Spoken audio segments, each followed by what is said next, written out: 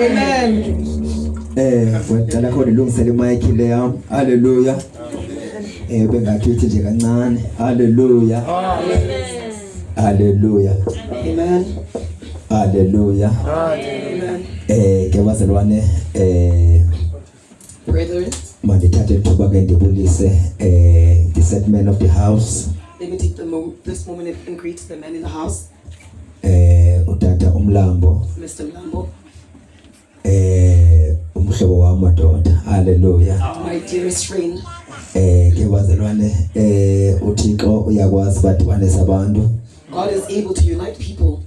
Hallelujah. Amen. Ndibulise amadoda kaThixo. Let me greet the men of God Ndibulise nomama. and greet the women or the mothers. Hallelujah. Amen. Ndibulise nabantu abasha. Hallelujah. Amen. Ndinqina ukubulisa Sunday school engekho. Hallelujah. I do want to greet the Sunday school in their absence. Ngathi ukhona. Hallelujah. One is Hallelujah. present. Bazalwane yonto ebalulekileyo kuba singenzi into nje religiously. Hallelujah. The most important thing is for us not to do things religiously. Ndibulisa omama umfundisi engekho. I Hallelujah. shouldn't greet the pastors in her absence. It means sesihamba nje ngokwe religion. Hallelujah. Oh, ukuthi zama ngokwenkolo. Hallelujah. Amen. Bazalwane ndehlukana ke nenkolo. Hallelujah. Brethren, I have left religion. Ndayiyeka inkolo kuKristu. I have Hallelujah. left the Christian religion. Ndangena kwicovenant noKristu. Hallelujah. I have no peace with Christ. Hallelujah. Amen. Ngoba ndayibona ukuba ireligion ayincedisi. Because I saw that religion doesn't assist me anyway. Ngoba kwireligion kwenza uba wazi izinto zecawe. Because when you worship religiously, you only do things for the church. Futhi uyenza ukuba unxibele icawe. And you only dress up for church.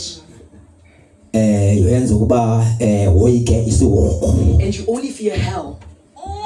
Kodwa bungenayo uKristu. But without Christ. Amen. Hallelujah. Amen. It's a waste of time yokuba ulahle fiber, ulahle inzipho zonke izinto kodwa ungebenzanga ubudlelwane noKristu. Amen. It's a for you to let go of all the worldly things without having a relationship with Christ.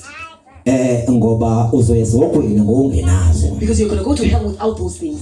Ngoba ezulwini kuyiwa ngoKristu. Because you only go to heaven through Christ. Yabona ixesha elinintsi abantu bakhonze besemlonyeni werhamncwe eliyireligion. Because a lot of people have only worshipped in the mouth of the beast, which is religion. Beshumayela abantu kodwa besemlonyeni werhamncwe. And they preach through the mouth of the beast. Bathandaza abantu besemlonyeni werhamncwe eliyireligion. And they prayed through the mouth of the beast, which is the religion. Amen. Ngoba kwireligion uhlonipha iintsuku ezithile. Because when you're religious, you only you only respect certain days. Yeah, amen. Umuntu okwireligion uyasho athi ibhlokwe andiyifaki xa ndisenkonzweni. A person who is religious won't wear pants to church.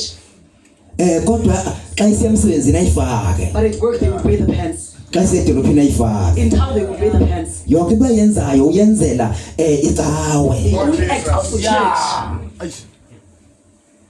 Yabona athi umuntu xa ndisenkonzweni ndiyathwala. They would say I wear a head wrap to church. Xa siya edolophini aqamenelo zakhe aziyamkelelo zakhe. But to town they don't wear the head wraps. Ngoba uhlonipha iintsuku ezithile. Because they only respect certain days. Akenzanga umnqophiso They are noKristu. not in a covenant with Christ. Yabona bazalwane, You see, brethren, into ezosisa ezulwini what is going to take us to heaven?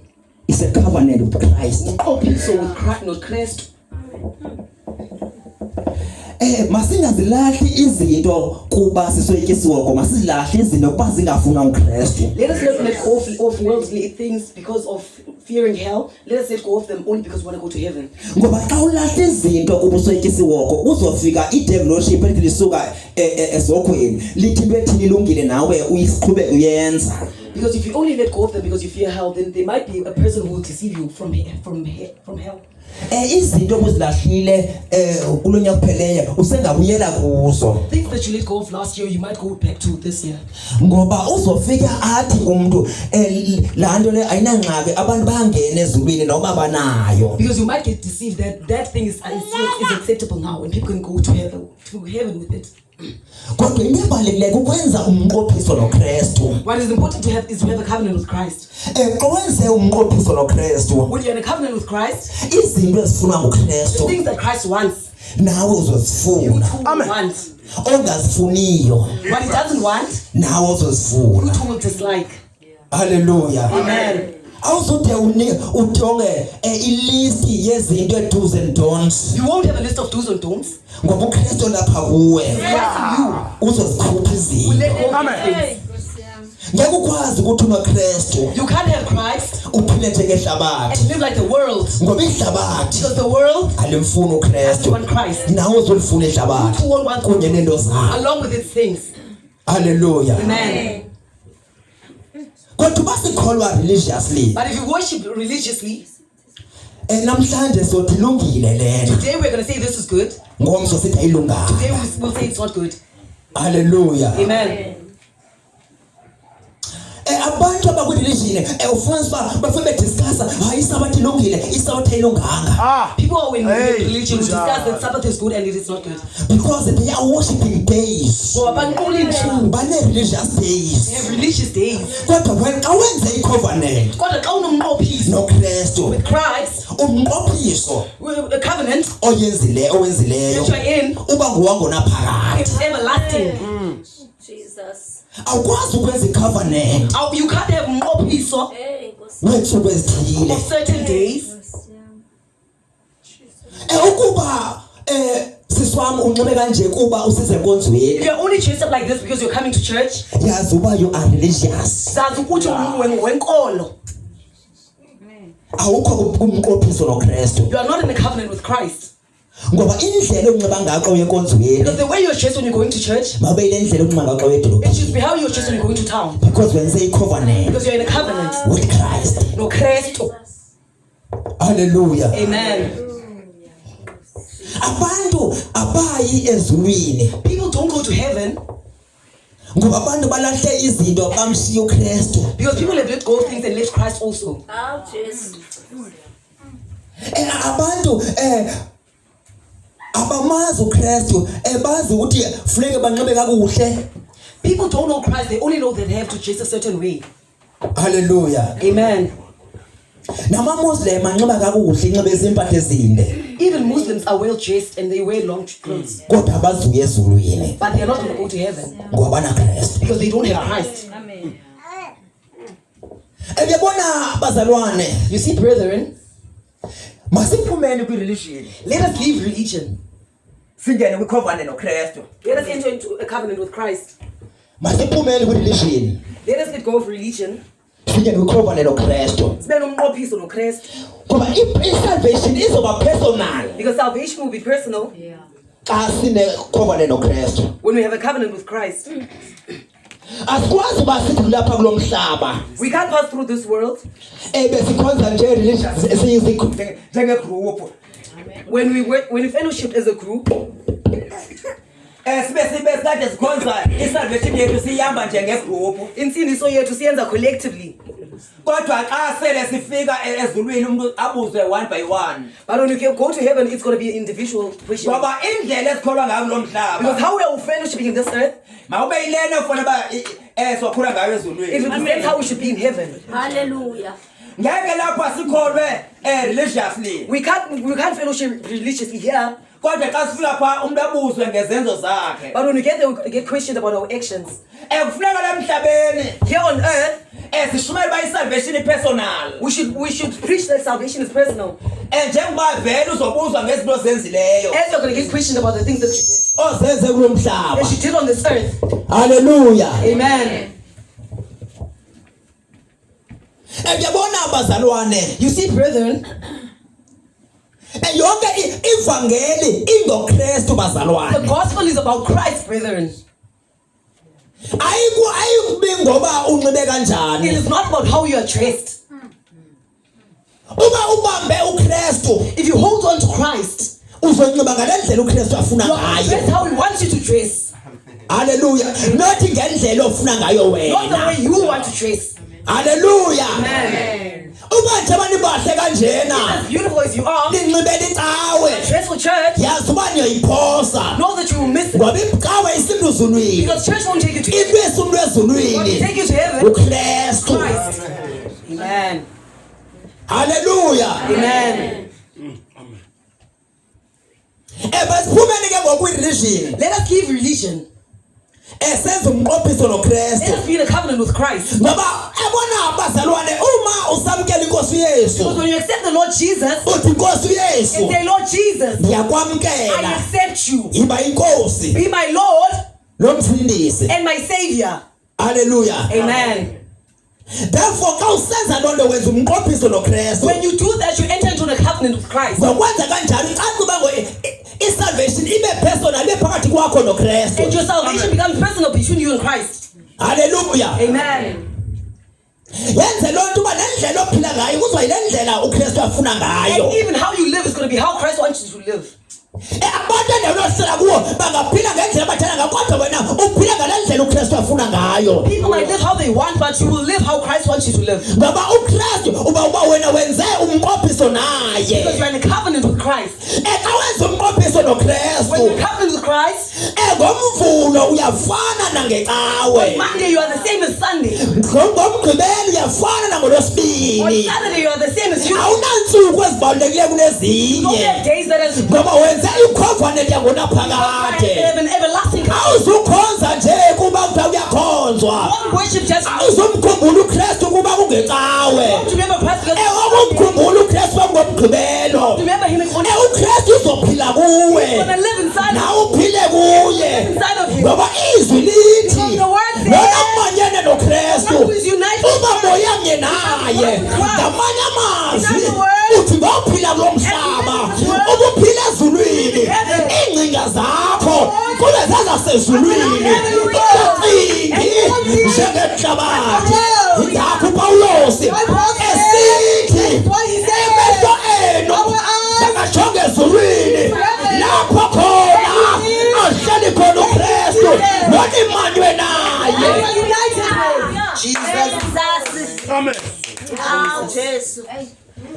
Uyabona uma ungamanyananga noKristu, See, when you're not united with Christ, namhlanje uzolahla izinto. you might let go of things, Ngomso uphinde and uzithathe. tomorrow you will collect them. Ngoba umanyananga But you are not noKristu. united with Christ. Hallelujah. Amen. Ekufuneka wazi uthi noba uhleli uthi mina ndiphilela uKristu, mina ndingokwaKristu, ndihleli kuKristu kwesemazulwini indawo. Le nto uyayithetha wena uma wenze isigqibo sokumanyana noKristu. You will know even as you sit alone that you are united with Christ. You took a decision with Christ. Lotho sokulahla impahla zokushisa impahla ngoba usoyityiswoko. You are not going to throw away things just because you fear hell. Ngoba ushisa impahla kuba uKristu engazifuni into You should zikaSathane. throw them away because Christ doesn't want them. Hallelujah. Amen.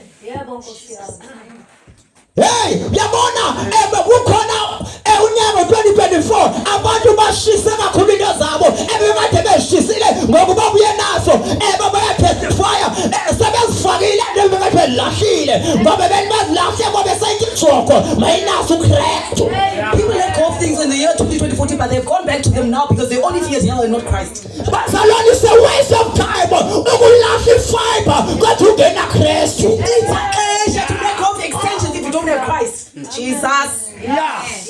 Hallelujah. Yabona mamamo kufuneka ukuthi uhleli kwakho ekungekhodwe ube uncokola noKristu ubumve hleli ngaphakathi ungamamele ungafuni ukuthi uyeve ecaweni. Hayi ke ngecawe umvile uKristu namhlanje ecaweni. Haleluya. UKristu makahlale kuwe ngaphakathi. Akuyekise izinto okungazange washo umfundisi wamaziyekwe akuyekise wena ngoba umanyane naye.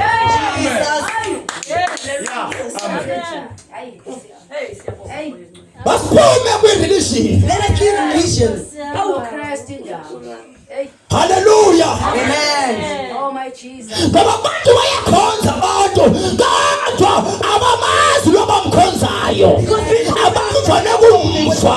Ngoba abantu be-religion bayakholelwa kwinkosi uYesu, bayakholelwa kuThixo, bayakholelwa ekuphandazeni, kodwa banobudlelwane nenkosi uYesu. Lord Jesus. Jesus. Hallelujah. Jesus is still boss. Hallelujah. Yabona ngenye imini uzoba surprise, man of God. You will be surprised one day Uphelwe intshumayelo. when you don't have a sermon. Ubuyashumayela impahla. If you want to preach about clothes, Ungamshumayela uKristu. Wabuyofika because you will arrive kwenye ilali. in a certain area Abantomazane bethwele, and they're wearing omama headdress. bethwele. Ungabi namyalezo. Ngoba wena uphethe impahla. Awuphathanga Kristu. Namhlanje ngizokuxelela ukuthi ivangeli ingoKristu. IngoKristu ivangeli.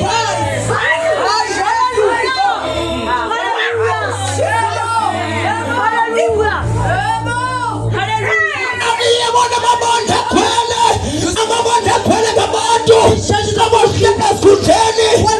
Besala ngezikundla. Besenza ii-programs zecawe. Bethi imali ingekhona. uKristu uyahlala ngaphandle. Abantu bashiyeka benxibe kahle. Bashiyeka abantu behlala esikhundleni kakuhle.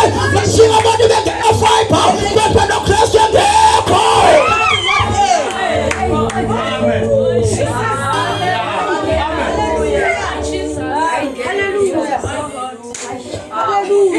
Umntu owafayo. Umntu okulandayo. The person who is here Kristu. is Christ. Uzawalandwa. You were dead Umhlabelelo. by fellowship, by worship. Today, Ngizokuxelela. I'm here to tell you. Namhlanje. Today, Lendlela umhlabelelo. let's find the worship and come to Christ. Umhlabelelo. The worship Awubikwenzela nto. Uba unande ukuthandaza. Ukuthandaza. Akuzokwenzela nto. Ingeze kwenzela into. uKristu. Verauti.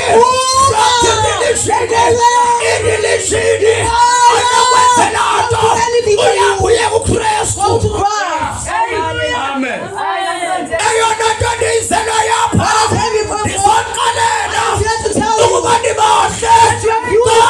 Kodwa ubuhle benu buzaba yi-waste uma ningena Kristu. Ngabona benihlobele ihlabathi. Masihlobele uKristu ukuze siye ezulwini. Ninxibe kahle bazalwane. Ninxibe ngesithima. Ngethuba kekho uKristu. Ninxibele uSathana. Yeah. Amen. Indaba ingoKristu. Christ. The issue is about Christ. IngoKristu le. It's about Christ. Hallelujah. Amen. Hallelujah. Amen. Hallelujah. Amen. Jesus. Basiphume kwi-religion. Let us leave religion. Phume kwi-religion. Let us leave religion. Ngoba abantu kwi-religion The people in religion, bane-rules. they only have a set of rules. Ndiyafuna kwi-certain rules. If Ekubafuneka ngoko now, enkonzweni church, ekungena ngokwazi sihlangene. only do you worship a certain Lethethe song, wena unonkosi sihlangene. that song, Uyazinqaya zonke into zenkonzo. gonna pray that thing, Yonke into yakhe other thing, uyazicwecwa. gonna do the Mesiya enkonzweni. when you go to church, Ekuqalene naye. if you find him Makungenawe. on Uba Sunday, ngathi uyimvu. You look- Ucingela uxolele. you wanna Yiza Monday. Come on Monday. NasekuMonday. On Monday. Iqale phansi into. over. Ngoba into yakhe What is it? ingensuku ezithile. On certain days. Akanayo uKristu. Right. Masenze umnqophiso kunye noKristu bazalwane ukuze sihambe siye ezulwini. Go to heaven. Uye indlela He's the way. eya ezulwini. Heaven. Awunabo ukuya can't go there. kubawo ungenayo uKristu. Right. Bazalwane Brethren. ngempahla. This one is Bazalwane Brethren. ayinokubanjani. Bathile ngoKristu. Christ. uKristu ke ezokwazi ukubonisa who izitho. will show you things. Hallelujah. Amen. This thing is about Christ. Into ingoKristu. Oh. ngoKristu lento. It is about Christ.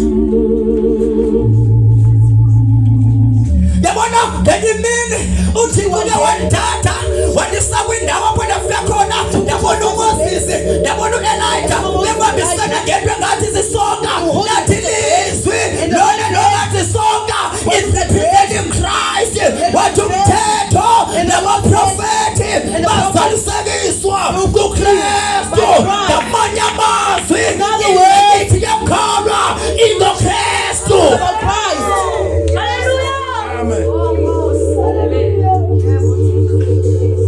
Hallelujah. Amen. Zonke iziprofetho okumthetho wawufikisele uKristu. Pointing to Christ.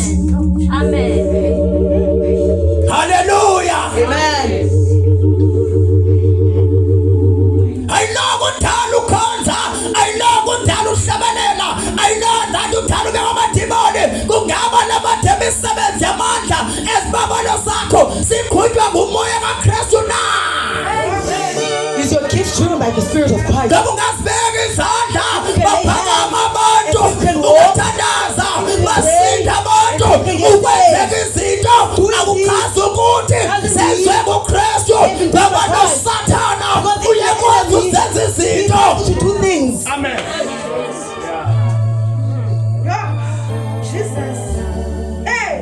Yonke into idibana kuKristu. Everything is united in Christ.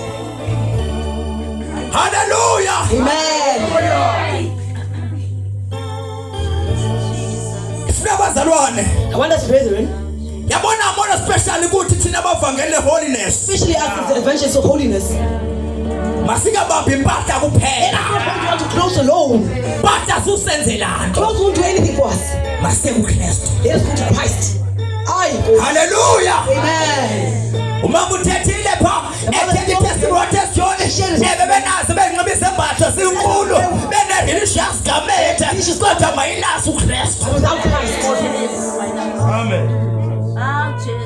Hallelujah. Amen. Hallelujah. Amen.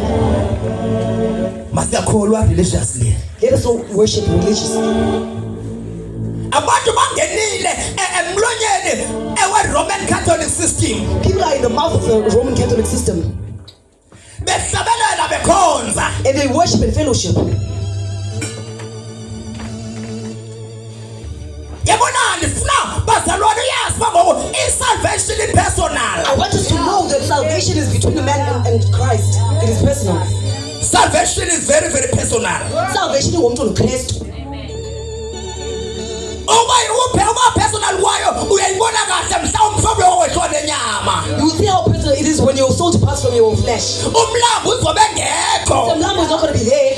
Njengoba wena usenza izinto ubusoyika And you umlambo. are doing this because you fear Pastor Mlambo. Umlambo uyobe The ngekho. lamb is not going to be there. You Njengoba usenza izinto are doing things ngoba usoyika abazalwane. because you fear the brethren. Yena mina abazalwane bengekho. They're not going to be there. Njengoba usenza You izinto are doing things ngoba ufuna i-recognition. for recognition. Enkonzweni Church, abazokurecognize abazalwane. but the kapela Kodwa ngalamini from that day, iyovela. it's going to appear. Ndifuna namhlanje But you want to ucenga inhliziyo yakho uyiyamanise noKristu. Yonke into oyenzayo Whatever you do, uyenzela ukuba do it for uKristu azukiseke Christ will ngoba glorify. uKristu Because Christ akazukiseki It is not glorified. sisono sakho Not glorified by akazukiseki It is not glorified. indlela oyenzayo By the way you are- ukuze ufumane usuku. so that you can get your glory.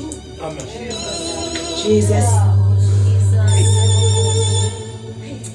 Akazukiseki uKristu. Christ is not glorified. Yabona njenga nawe wena wenza isono ngoba usazi bavele dispensation of grace uzohamba uyarepenta uzohamba uyaconfessa kwamele wenza isono deliberately ngoba wena vele uzoxolelwa uThixo akasosithenge uyayibona inhliziyo yakho ungaqhubeka nesono usithi wena uzoconfessa uconfesse singaxolelwa ngoba njengoba uconfessa religiously uThixo akasiqolelwa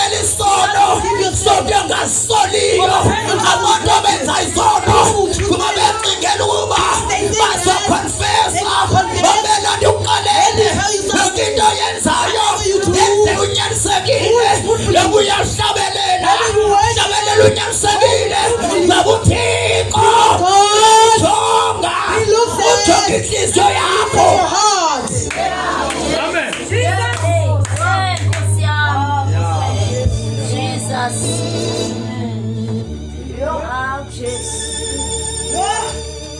Esingasho sithi wena ukudade asilikele enkonzweni, sithi thina nodade lona akaphathaphathwa, sithi nodade lona akalobradala akaphathaphathi, kodwa wena ubuzazi uyaphathaphatha.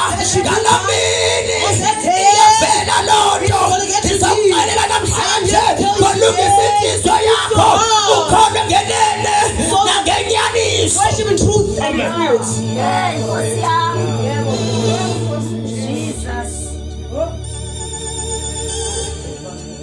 Yabona abantu berelishini, abantu bayakwazi uba bahlale lapha esitulweni wenze bathi bakhonze bodlela linye, kodwa bebe bengathethisani.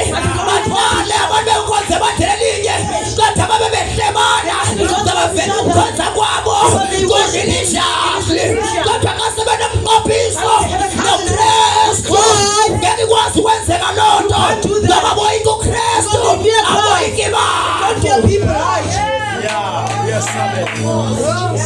Thank you, Jesus. Aboyiki bantu. They don't fear people. Babela ndiuqalele uthixo akonwatyiswa uwe ubeka nesono ngenjongo zokuthi uzoyahamba uye kumlambo uyahamba uyokhonfesa, lona uthixo akonwatyiswa ukubona wena uqhube kusona bekuthemba iconfession. Babela ndiuqalele uzothi uconfesile ungaye ezulwini, ngoba wena uyaqhubeka nesono ngakuthemba iconfession. Babela ndiuqalele iconfession inganamandla, isono usenze ungazi okanye uzibone sowusenzile. Or when you sin unknowingly or accidentally.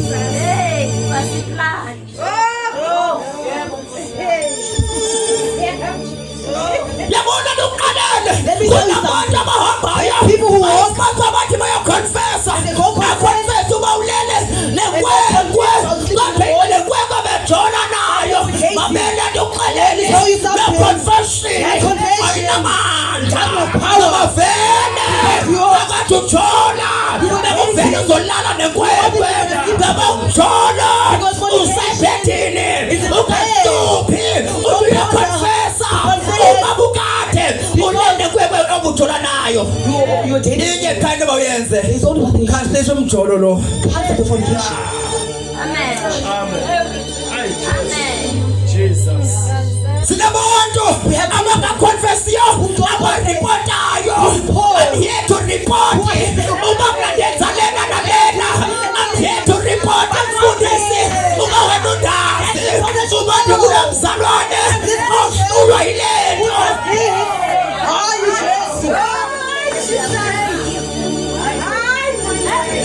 Bazalwane, inkosi Yesu yabuya.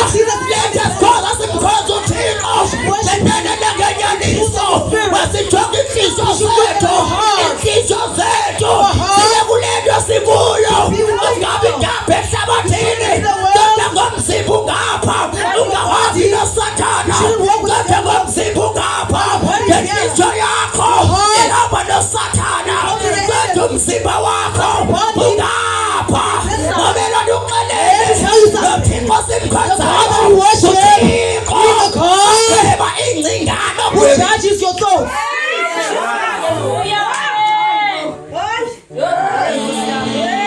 Thank you, Jesus. gweba ingcingano, ugweba nendlela okhanya ngayo, ugweba nezinto ezihlaleleyo. The things that are hidden.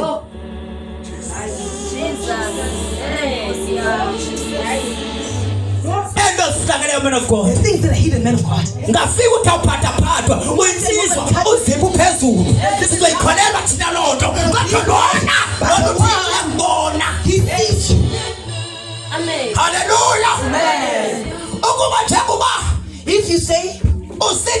phezulu indlela oshama ngayo bathi uyayibona ngoba bakhona abantu abakade bayangqina nathi into adiphathwa nathi enhlizweni yakhe uya-advertise uThixo uyabona uThixo losimkhonzayo ujonga inhliziyo amanandaba nomlomo ungathetha kamandi kodwa ngenhliziyo uthethekile. Lord Jesus.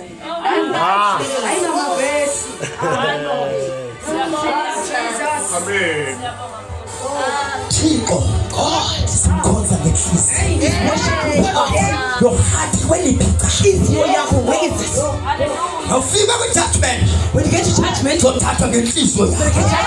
Awuzothathwa ngoba uyeka ngakho enkonzweni. Awuzothathwa uba unike kangakanani. Awuzothathwa uba uyidlela kanjani ikeyboard. Awuzothathwa uba uprofethe kangakanani. Uzothathwa ngenhliziyo yakho. Amen. Just the state of your heart. Your heart. Yeah. I thank you, Jesus. Yabona bazalwane inkosi yesiyabuya ingoda malilunge iqetha lokuqhawa iqetha lokuhlala nje uzenzela ubuloqhawe iphelile lesikhamo senza umqophiso noKristu umqophiso wenhliziyo. Oh my God. Yebo baba. Yebo Jesu. Hallelujah. Amen. Lona inhliziyo yakho ezokusezulwini Aye. yiyo ezokusezulwini. Hey, bafuna ivesi. Looking for a verse. Hallelujah. Amen.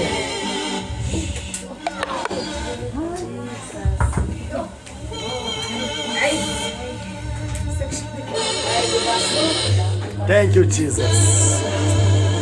Bafunde lapha kuMarko chapter 7. Marko chapter 7.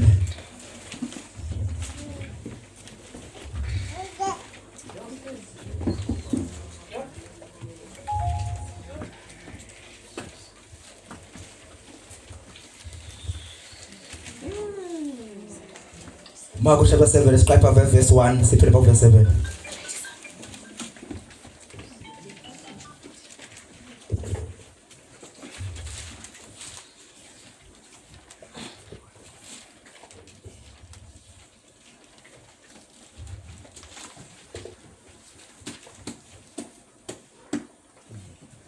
Sifunda kwincwadi kaMarko chapter 7. Isithethe samanyange verse 1. Kwahlanganisana kuye abaFarisi nabathile kubabhali bevela eYerusalem. Bathi bakubona abathile kubafundi bakhe besidla isonka ngezandla ezizinqambi, oko kukuthi ngezandla ezingahlanjwanga, basuka basola. Verse 3. Kuba abaFarisi namayuda onke abadli ukuba abakhange bazihlambe izandla, kunene bebambe isithethe samanyange. 4. Nokuba bavela endaweni yembutho abadli bengakhange bahlambe.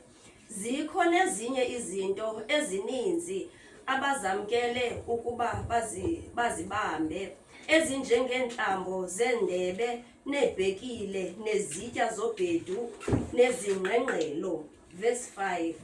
Bandula bambuza abaFarisi nababhali besithi, kungani na ukuba abafundi bakho bangahambi ngokwesithethe samanyange?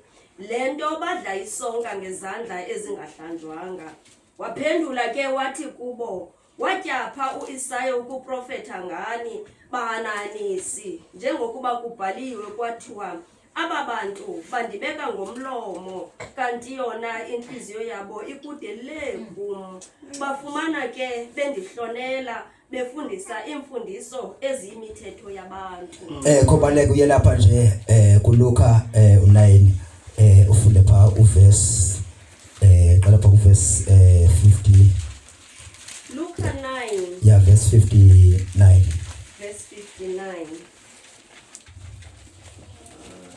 Verse 59 uthi wathi ke kumbi ndilandele uthe ke yena Nkosi ndivumele khe ndimke ndiye kungcwaba ubawo kuqala ndiqhubeke tata ndithi Yaqhubeka. amen Yawuphela pha verse 62.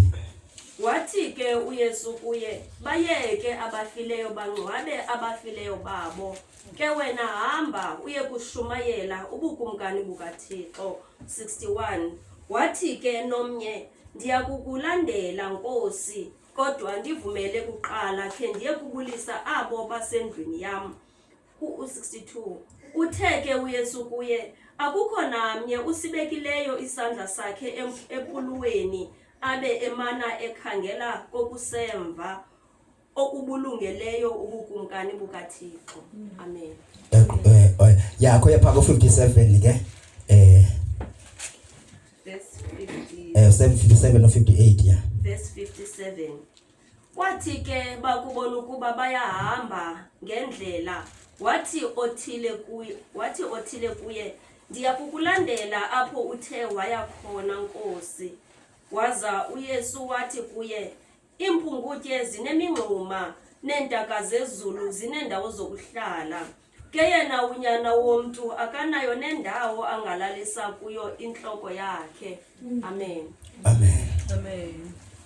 Baba ngcwele Nkosi yamakhosi uThixo wena wedwa uNkulunkulu wamasezulwini awufani nabanye abantu Thixo namandla my Father izwi lakho ke eli my Father izwi lakho Thixo namandla liyafundwa kwaShembe Thixo namandla balitobe ngendlela yabo lifundwa kwaLokhanyana balitobe ngendlela yabo Thixo namandla liyafundwa Thixo namandla nangabantu bephele Thixo namandla balitobe ngendlela yabo kodwa namhlanje my Father sifuna wena ke Thixo namandla usitolikele Thixo namandla izwi lakho in Jesus name amen. Hallelujah. Amen. Senihlala phansi ke bazalwane. I'm about to sit down, brethren. Lapha sifune khona. Where we have read, Sifumanisa ukuthi inkosi uYesu iyafika nabafundi bayo. we discover that the Lord Jesus Christ is arriving with his disciples. Ifika eJerusalem. He arrives in Jerusalem. Ifika ebantwini be-religion. He finds people who are religious. Abantu ababambe imithetho. People are holding on to the laws. Yafika xa ifika yona ufika nabafundi bakhe bafike badla. And when it gets there, even his disciples ate. Bedla ngezandla ezingahlanjwanga. And they ate with unclean hands. Hayi kuba zimdaka. Not because they are dirty, Ngoba bezingahlanjwanga ngokomthetho wabo. but they were not washed through their laws. According to their Umthetho laws, we-religion. their religious laws. Abafika ke abaFarisi And the Pharisees arrived bathi kutheni abafundi bakho and they asked, why do your disciples besidla ngezandla ezingahlanjwanga? eat with hands that have not been washed? Wathi yabona nina And he said, you see, nisibambile isithethe senu you are holding on to your traditions, kodwa nawushiya umthetho kaThixo. but you have left the law of God. Nisibambile izithethe zabantu You are holding on to the traditions of men, kodwa nawushiya umthetho kaThixo. but you have left the laws of God. Good ekuthini ayenziwa kanjena inkonzo ayiphatha kanjena kodwa umthetho kaThixo noshiyile. We are good at saying the church should be held on like this, but you've left the laws of God. Good uba akungcwatshwa kanjena kodwa ube umthetho kaThixo noshiyile. We are good at saying people should not be buried like this, but you've left the laws of God. Nina You nibambelele emthethweni wabantu are holding on to the laws of men, nawushiya umthetho kaThixo. but you've left the laws of God. Ithi nina kuba ngokuyingxaki yenu nindidumisa uThixo nimdumisa ngemlomo kodwa inhliziyo zikude kunaye. He says you worship God through your mouth, but your hearts are very far from Him. Noba niyashumayela nishumela imithetho yabantu nothe kaThixo. And even as you preach the laws of men and not that of God. Noba nenza izinto nenzela abantu nothi uThixo. Even as you do things, you do them for men and not for God. Noba niphi nibonakale uba nina ningaba kaThixo kodwa inhliziyo zibe zingekho kuThixo. No matter where you are, you do things for men and not for God.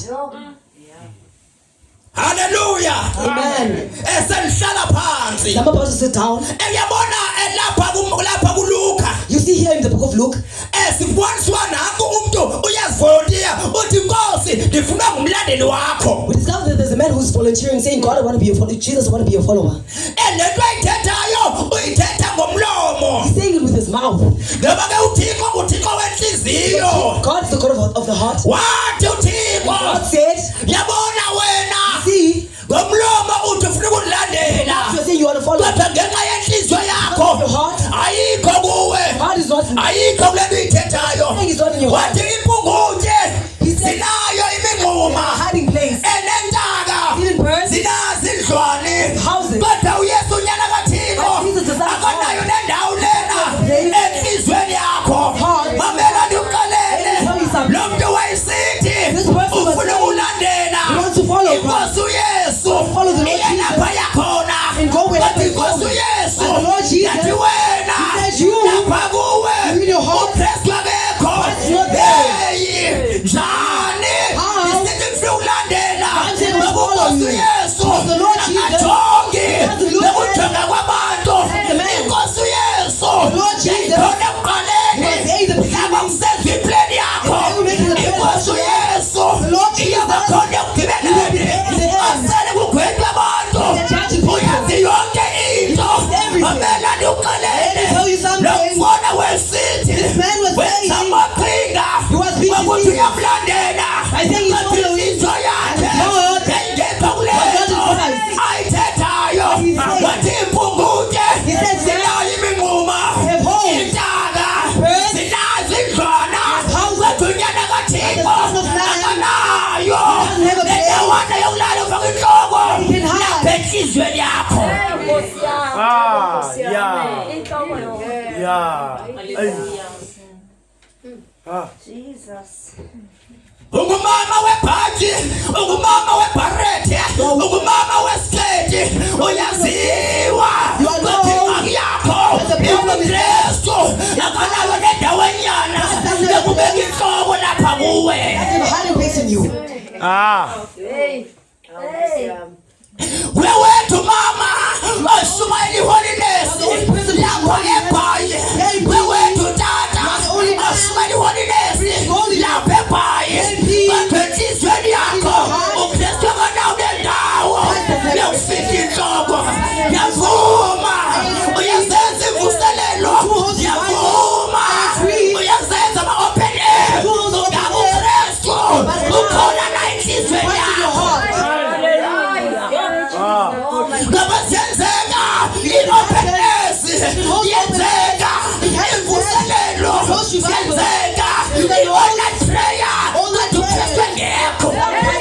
Hallelujah. Hallelujah. Ziyenzeka. It's possible to host them. Ziyenzeka. It is possible to host them. Nansi le man of God. Here's this man of God. Ithi Nkosi ngifuna ukuba ngumlandeli wakho. I want to be a follower. Ngifuna umlandeli I want wakho. to be a follower. Le nto ayithetha ngomlomo He's saying it with his mouth. ibonakala good. It looks good. Kodwa ibela ngaphakathi What is way? yi-opposite. It is the opposite. Le nto ithetha ngomlomo. What he's saying with his mouth. Aba bantu These people, bandumisa ngemilomo. they worship him with their Kodwa mouth. ngenhliziyo zabo Their hearts, baworship they usathane. worship the enemy. Amela ndiukalele. Let me tell you something. That is why Kako, khona umzalwane there's a brother ohamba ebandleni goes to church, ungevakalelwa don't tell anything. uyakuthetha ngaye Go, ngoba ngomlomo goes with your mouth, usindisiwe saved ngenhliziyo with your heart. ngakusathana You are by the devil's side. ngekuvuyiswe You can't be ukuphela deceived. kwebandla I destroy you. likaYesu Kristu. Church of Jesus. Ube uYesu Kristu Christ. elapha ngaphakathi kuwe ngoba uKristu Christ. uyancwina. He's growing. Uma ibona abantu When he sees people ebesiyebe who beslide backslide. kodwa wena As you. uma ubona abantu When you see people beslide backsliding. wena uhleba ngabo You want to uthi them. bebesimbonile Stay with ngoba you. vele kaqinisekayo He wasn't certain. unensindiso His salvation. kodwa noKristu By Christ. uyabona ethandaza Christ athi prayed. yathandaza He Nkosi said, "Pray, Lord." bambuyisa utata wethu Amen. yathandaza Pray, Nkosi Lord. bambuyisa ubrata wethu Amen. kodwa wena And you. uhamba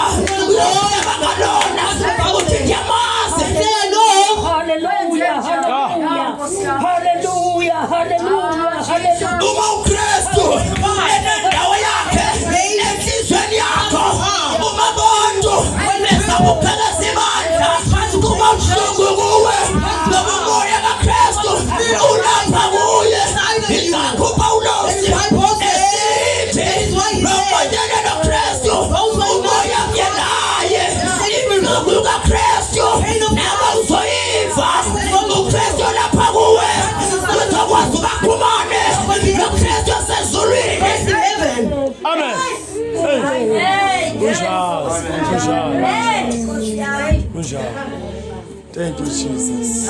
Umzalwane osesonweni wena umenza into engento umkhathela ngaphandle awuzabile ndlela sekumbuyise ngoba vele uKristu akekho kuwe wena umuntu wecawe ugcwalisa nje icawe awunandaba awunabona mphefumulo uyaphela usathana kodwa uma unokunqophiso kunye noKristu uyazi ukuthi umphefumulo Yesu wakweli umayinhlungu kuKristu akuwe kube buhlungu ngeke wonwatyiswe zizinto ezenza umuntu abesiye uKristu. You can't be pleased by things that don't please Christ. Amen.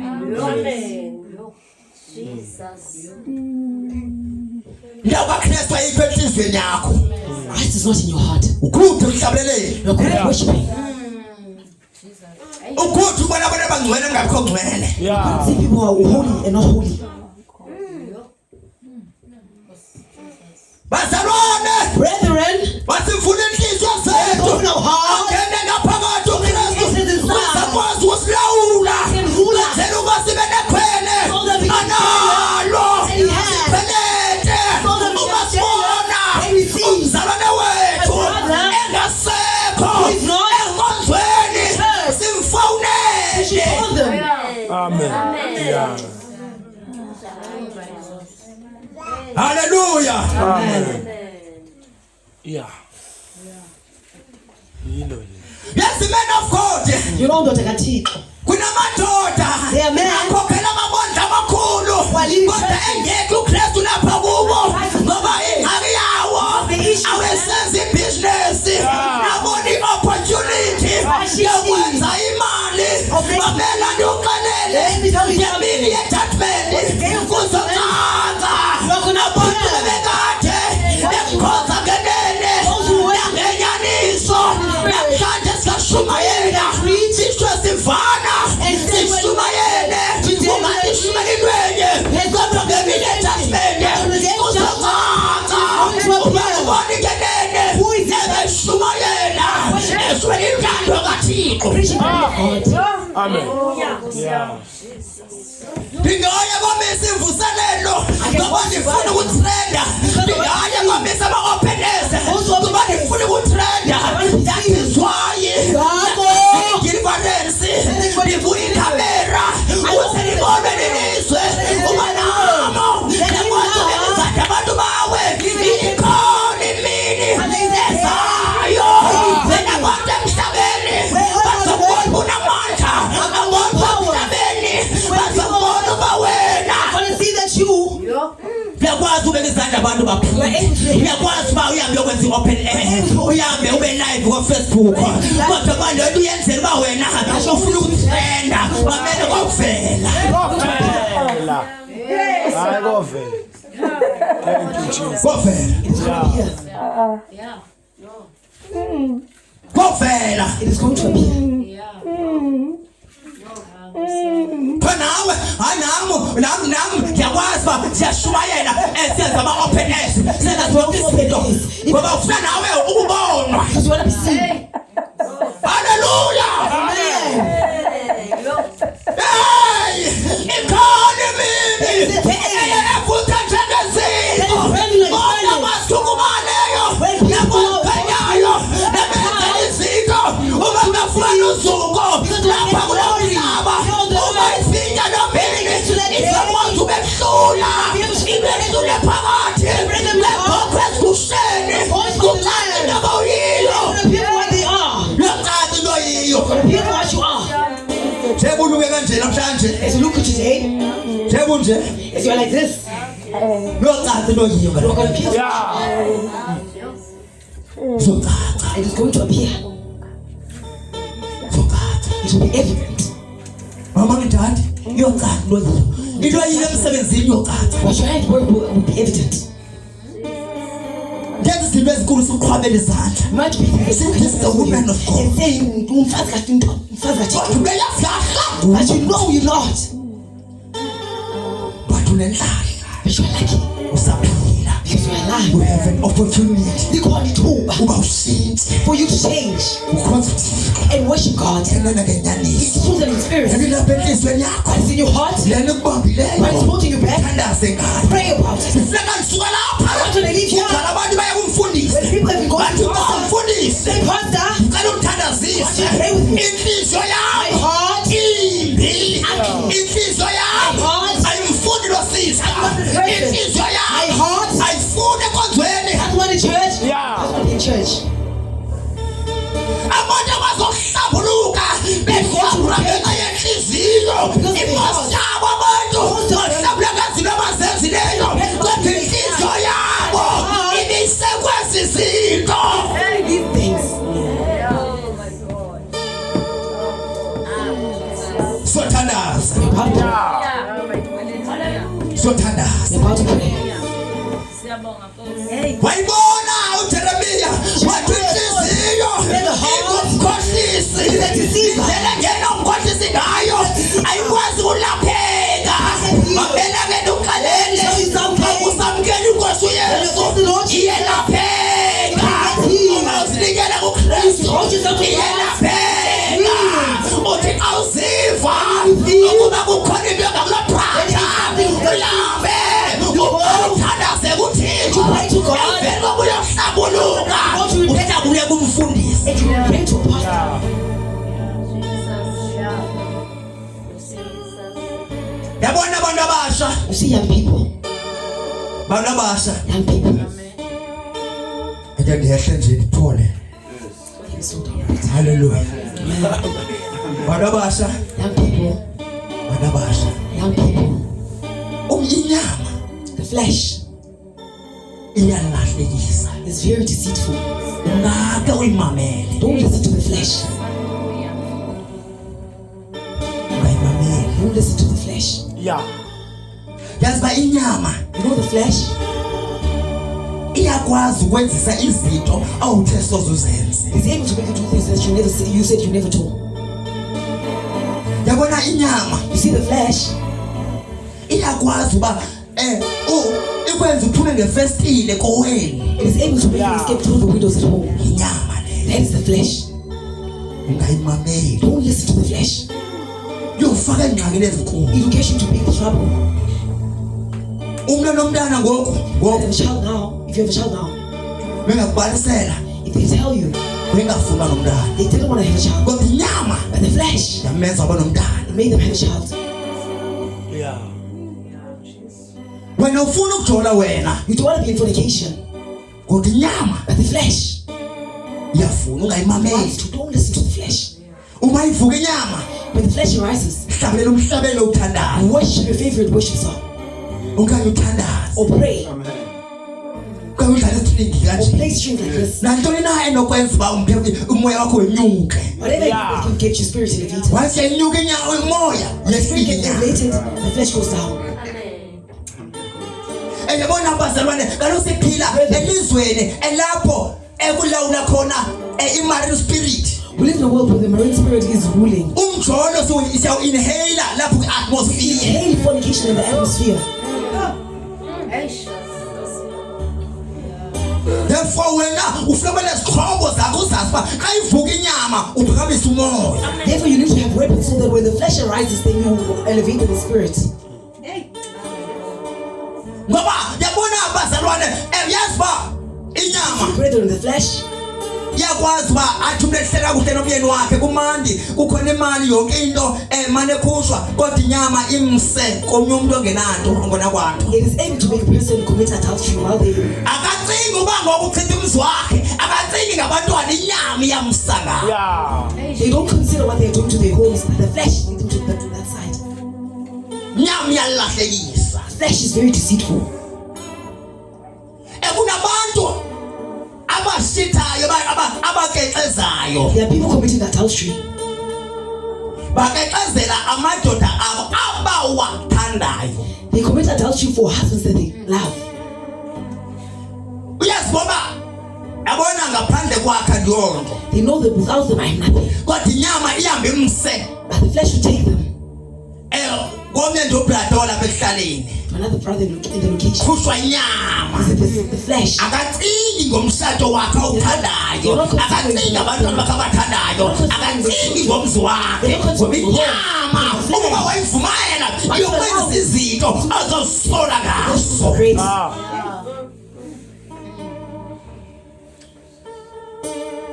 Ayivumela inyama. Don't allow the flesh. Siswam, My sister, ndiyanazi ba ni victim. I know you are victims. Ngamaxhoba. Ungake Don't umshado bese ngqondweni kuwe. fantasize about marriage. Ngoba waqala waba nengqondo yomshado. Because once you start fantasizing about marriage, Unika amandla inyama kuwe. you are giving the flesh chance inside of you. Ungabe ube ubiyela amadoda bedali yakho. Ngiyambiyela lona Nkosi. Don't start fantasizing about the time you're retiring. Hayi ayenza lona bazalwane.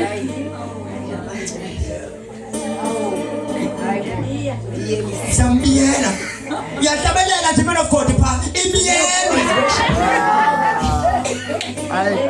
Yabona wazenza lonto. Ukunika inyama amandla. Flesh power. Kaloku bazalwane njengoba siphila kulo mhlaba sibe umhlaba lo ngsathana. Live that is ruled by the devil. Njengoba lo mhlaba ulo ngsathana. As it is ruled by the devil, Uyayazi ba isiqhobo sakhe asebenza ngaso lucansi. he knows that his greatest weapon is sex.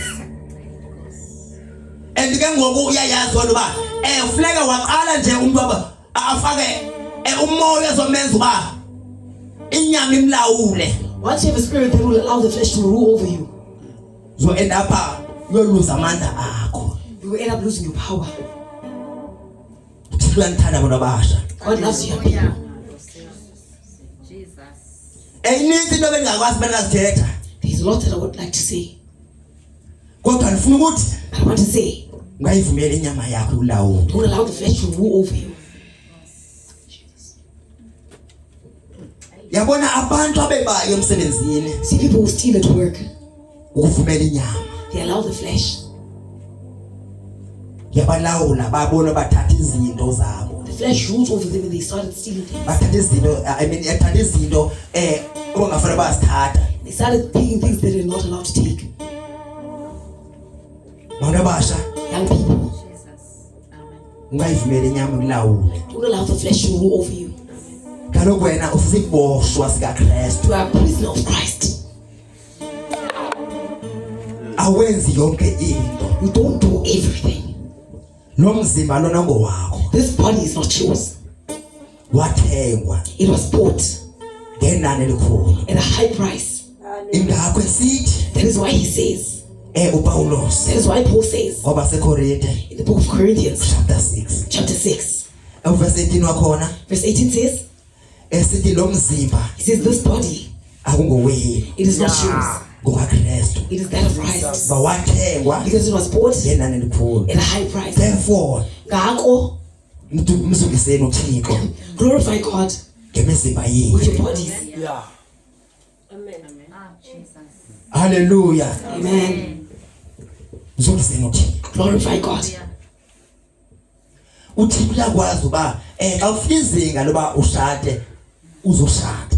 God knows when the time is right for marriage, and you will get married then. So ufuna umshado ufuna uThixo. Don't want marriage, want God. Ngoba xa ufuna uThixo umshado ungeza. Because when you see God, marriage will appear or might appear. Kodwa xa ufune umshado usathana ngeza. But when you see marriage, the devil might appear. Brothers or booty. So ungavela ukathembe so ungathi ngongena unesende. Uzibona bana usemncane ukuthembisa abantu ngomshado. Don't promise people marriage when you don't even have money. Wena ya uThixo. Go to God. Umkhonza uThixo ebusheni bakho. Worship him in your youth. Hallelujah. Amen. Umkhonza uThixo usakwazi yolala endendeni. Worship him while you are able to sleep in the tents. Ungakabi naxanduva. Without having responsibilities. Ngoba uma uzamela uziqhwayelela umshado ngoba usathanda uzisa umshado. Because if you start building a marriage, the enemy can bring a marriage. Umshado ozokubamba. Marriage that might hold you back Ungakwazi ukhonza uThixo. from worshiping God. Ube man of God ebekade ivutha.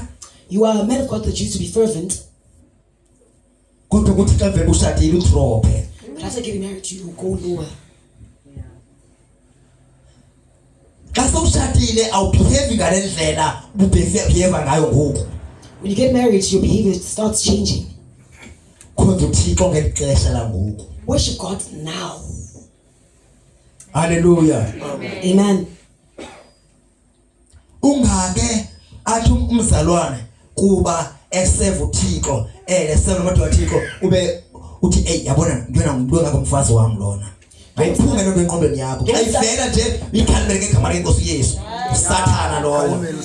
Don't plan a marriage because you see a person serving faithfully. Hallelujah. In the name of Jesus. Amen. Umshaka xa sefuna ba ufixesha awuzubona ivoice ikuhlatyele ukuhlabelela pha. When it is time for marriage, you won't be attracted by the voice. Thixo uzokuxelela. God is going to tell you. Hallelujah. Amen. Bantu abasha senhlala phansi. Young people, I'm about to sit down. Phumana ematyaleni. Get out of debt. Akakhonzeka kuhle uThixo xa nisematyaleni. You can't worship God when you have debt. Ngeke uthi una 25 years. You can't at 25 years. Unosanlam, You have son now. unoAfbob. After Zonke le friend covers. Plus ne account. different. Kodwa xa ucinga uba ufuna ukuba uphume ematyaleni okanye uphume kwingxaki ufuna uba ngumzalwane ozofumana ifavor kaThixo kodwa iblessing kaThixo uyitya ingakafiki. You are using up the blessing of God even before it arrives. Utheni uinvestela umncwabo Why are you investing in your debt? endaweni yokuba uqiniseke uba uyazi-investela wena Instead of investing in yourself. to develop yourself. So that kwakheke isiqu sakho. Bazalwane ivangeli The gospel, afunanga uba ikusenhluphekweni. it shouldn't take you to poverty. Ivangeli funeka ikhuphe enhluphekweni. It should take you out of poverty. Kaloku asikho kwi-religion. Because we're not in religion. Sikwi-covenant noKristu. With Christ. Awukwazi uba udlime intsikelelo ingakafiki. You can't use up a blessing before it arrives. Hallelujah. Amen. Enye into, thenga assets, not liabilities. Buy assets and not liabilities. Yabona sihle? You see, Qiniseka ukuba uthenga i-assets, not liabilities. make sure that you invest in assets, not liabilities. Uyazi mama kukhona abantu ofumana uba bayaphangela. Imoto installment, They have a car installment. nayo ibond. They have Kuphela umsebenzi yathatha imoto nendlu yadliwa akananto. when they lose their job, they have nothing. Ngoba injongo yakhe yena ubalekela kuma liabilities. Because the purpose is Instead of liabilities assets. instead of assets. Kungcono mama uhlale emkhukhwini. It is better for you to live in a shack. Uhlale emkhukhwini. It is better for you to live in a shack. Uhlale emkhukhwini bekuphila ubomi bakho. While you're living in the shack, you're building your whole life. Ungaleki uyothenga imoto Don't rush to buy a car xa ngafika ixesha layo. before it's time. Ngoba ukwaleka uyothenga imoto Because if you rush to buy a car, imali uzoyiqhubela ku-payslip. you might finish up your money in the payslip while it's still in the payslip. Uend up yami yojona You might go end up in fornication ufuna umuntu ozokuncedisa kwi-installment. because you want someone who's going to assist you with your car installments. Bazalwane Brethren, thina masinengqondo kaKristu thina. we have the mind of Christ. Asinayo ingqondo yehlabathi. We don't have a worldly mind. Makungondli kowenu umuntu okhonza izinyanya A person kodwa uphangela. It shouldn't be a person who worships ancestors that feeds your family while you work. Ngoba kufuneka uba uKristu wakho ube nguye ondlayo kuwena. Your Christ should be feeding your family. Ungodliwa sizinyanya, ungadliwa ungaphanyiswa izinyanya kuwena. You shouldn't lift up ancestors in your home. Kuthi yabona na Kristu kasihle Say that Christ of Sisihle. uyaphila ngomntanami uyayedwa osukudla ekhaya. Because they're so providing this family. Amen. Funa ukukhweletha uKristu. Christ will be cheerless. Hallelujah. Amen.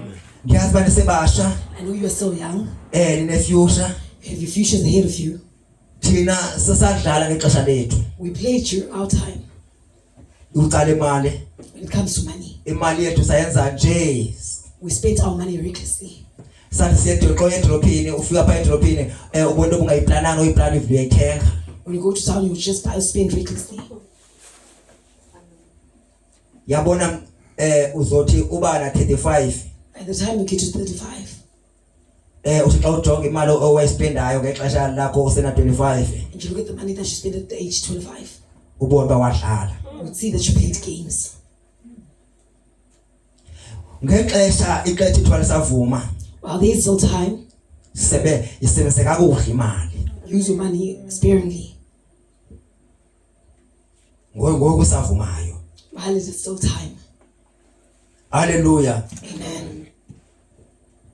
Kuthi ngexesha liba uphelwa ngamandla When you lose your power or strength, ube unazo izinto. you would at least have assets. Amen. Hallelujah. Amen. Uyabona uma imomi nani bantu badala uma ubomi bukudrop When life drops you, yehla you should humble yourself. Go down.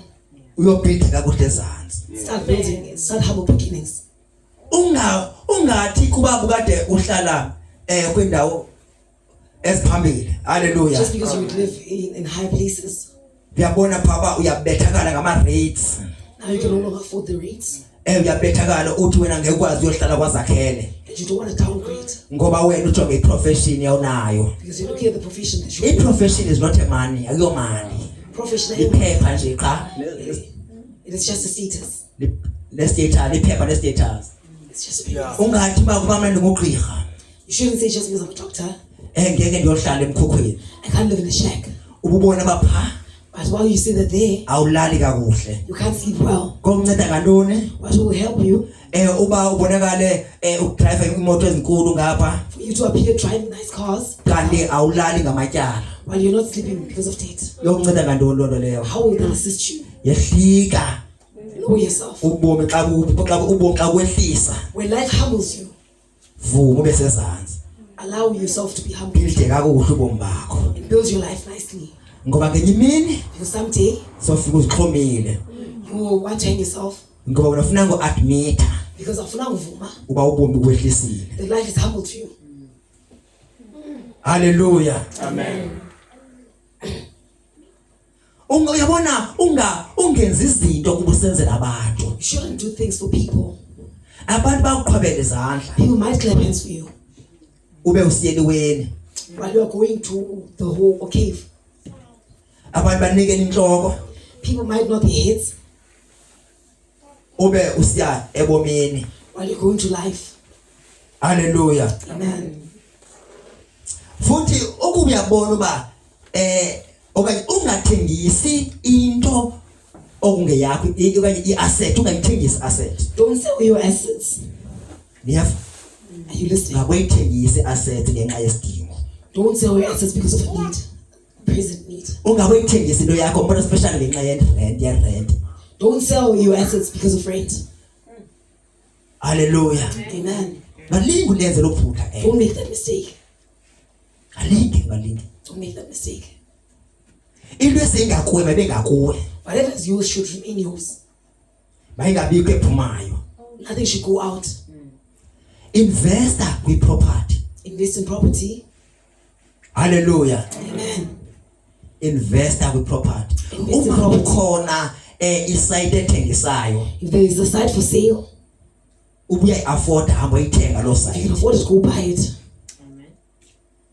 ngoba i-asset It is an asset okanye i-site or a site. iveli ayenyuka Its value appreciates, kodwa imoto but a car, iveli ayehla. it depreciates. Investa kwizinto ezinevelu enyukayo Invest in things that have a value that appreciates, njengomntu onengqondo kaKristu. like a person with the mind of Christ. Hallelujah. Yabona njengoba usidla out uthenga igrocery uyeke pha And you buy your groceries and place it there. uphinde uhambe uyodla out And you go eat out. uzokothe kudaleni bakho When you are old, ngoba wadlala ngexesha you will see that you paid with time. uhambe uyorenta kontanga bakho You're gonna go rent out at your age mates. uyorenta kubantu obokade ulingana nabo nisebenza nonke nirhola imali enye That you used to work together with and earn the same salary. ngoba wena udlalile wena usidla uKFC abanye bepheka pha endlini Because you used to eat out while others were cooking. haleluya ungathi xa uzorhola uthi ke siklina isiphathi ungasiklini isiphathi Don't say you're cleaning your wallet when you get paid. ngoba yabona abazalwane abantu bathi xa ufika uba namhlanje uhola nge-25 nge-24 uthenga izinto nje carelessly ngoba sithi siklini isiphathi sakhe kuba kuzongena imali. The day before payday. Mamela ke uba wenza loo nto leyo ngekuye ndawo ebomini. You're not gonna go in life. Hallelujah. Bantu abatsha sibaleke sono sodwa. Hallelujah. People don't only preach about sin. Ngoba ezinto zikwenza ube wone. Because Hallelujah. these things make you sin. Ilento izokwenza ube ebusuka date. This might take you to a sugar daddy. Ilento izokwazi uba ushate kuba ufuna ukondliwa. It might make you get married because you want to get fed. Hallelujah. Amen. Ithi iBhayibhile The Bible says, senhlala phansi. I'm about to sit down.